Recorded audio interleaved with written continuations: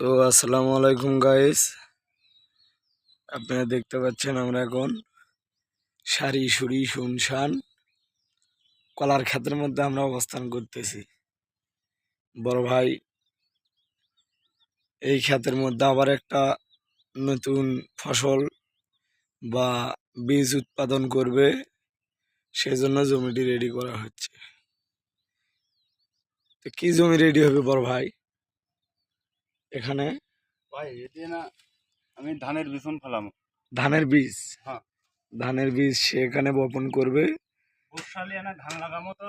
বর্ষালি ধান, হ্যাঁ, সেজন্য জমিটি প্রস্তুত করা হচ্ছে।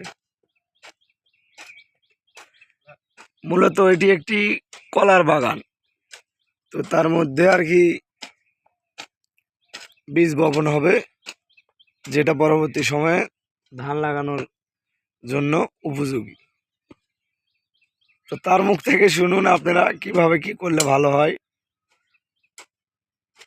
যেহেতু সেই মৌসুমে ভুট্টা বপন করেছে বা ভুট্টা বীজ লাগাইছে,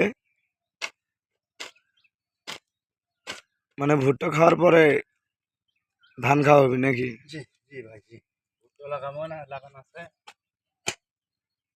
ওদের মধ্যে না ভুট্টা তুলবো 15 দিন বাদ, আরো 15 দিন লাগবে আমার ভিউ সাফ করতে। 1 মাসে আমার বিচন হয়ে যাবে, তারপরে ধান লাগাবে। হ্যাঁ। তো দর্শক, আপনারা যদি এভাবে সহজ পদ্ধতিতে কোনো জমি চাষ করতে চান, তাহলে ভাইটির মতো বুদ্ধি খাটান। আমাদের গ্রাম্য ভাষায় এটাকে বলে বিছন, ধানের বীজ। তো ধানের বীজ রোপণ করবি কি ধান? এটা ধানের নাম হলো 88। ধানের জাত হচ্ছে 88, হ্যাঁ, আর নাম হচ্ছে বর্ষালি। বর্ষালি বা বর্ষালি। সেই ধানের বীজ এখানে উৎপাদন হবে। বৈশাখ মাসের মধ্যে যা লাগানো হয়, হ্যাঁ, তাকে কয় বর্ষালি ধান।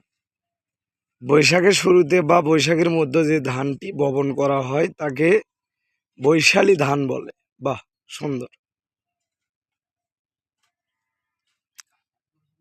তো আমরা নতুন, চ্যানেলটিতে সবাই একটু সাবস্ক্রাইব করে দেবেন, আর ভালো ভালো ভিডিও পেতে আমাদের চ্যানেলটি লাইক করে সবসময় পাশে থাকবেন।